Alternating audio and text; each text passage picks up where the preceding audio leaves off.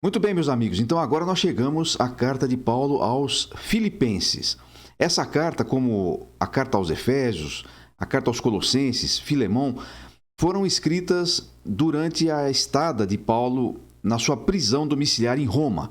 Lembra lá no finalzinho do livro de Atos, nós o encontramos ali, ele foi transferido de onde estava, lá em Cesareia, e foi para Roma, e chegando lá, ele foi permitido morar numa casa, ele alugou uma casa por 2 anos e pregava o evangelho, tinha uma relativa liberdade, mas tinha sempre com ele um guarda lá, um soldado romano que fazia a sua escolta. Isso ele cita, inclusive, nessa carta aos Filipenses. Apesar de tudo isso, esta carta que estamos analisando, ela demonstra como ele não ficou preso, não ficou refém das circunstâncias. Por isso, incrivelmente, a principal palavra, a palavra-chave desta carta é alegria. Nós vamos chamá-la assim, Filipenses, a carta da alegria. Vamos primeiro fazer a divisão dos seus capítulos. Então vamos lá, o primeiro capítulo justamente vai ser isso, a alegria nas circunstâncias difíceis. Ele conta o que está acontecendo, mas começa a mostrar que é possível você estar alegre apesar do contexto não ser tão feliz.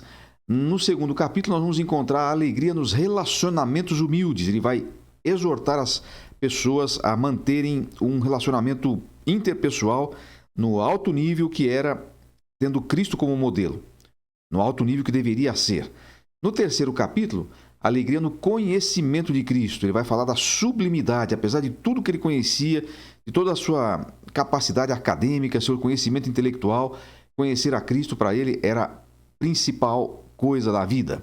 E aí, no último capítulo, nós vamos encontrar a alegria no serviço. Essa é uma das possibilidades.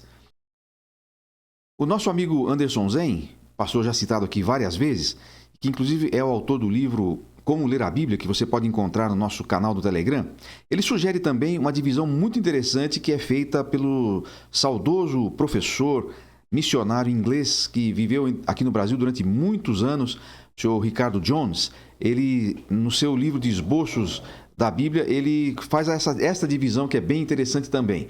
Ele diz, capítulo 1, Cristo nossa vida, capítulo 2, Cristo nosso exemplo, capítulo 3, Cristo nosso alvo, capítulo 4, Cristo nossa força. Focando assim todos os capítulos de Filipenses num aspecto da pessoa de Cristo.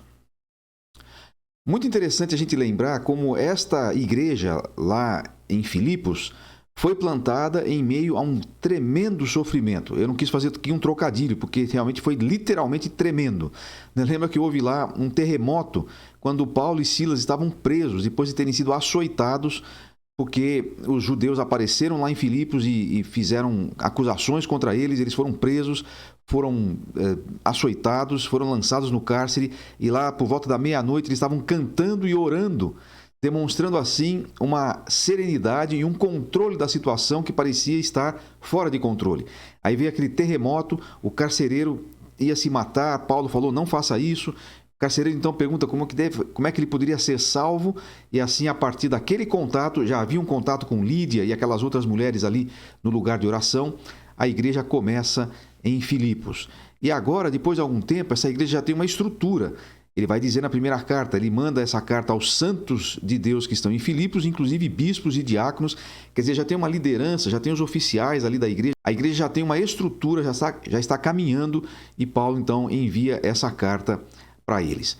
Muito importante a gente pensar, desde o começo daquela igreja, aquela igreja nasceu no meio de muita luta, e agora está oferecendo a Paulo o suporte financeiro para que ele continue a fazer o seu trabalho. É por isso que Paulo escreve essa carta. Você vai ver lá no capítulo 4 que ele está agradecendo uma oferta que foi dada por aquela igreja para ajudar no sustento e no trabalho missionário de Paulo.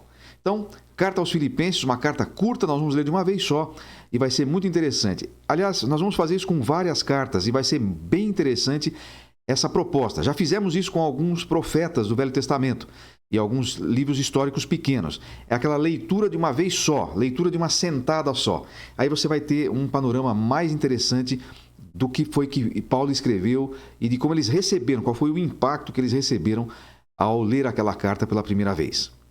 Vamos ler então a carta aos Filipenses.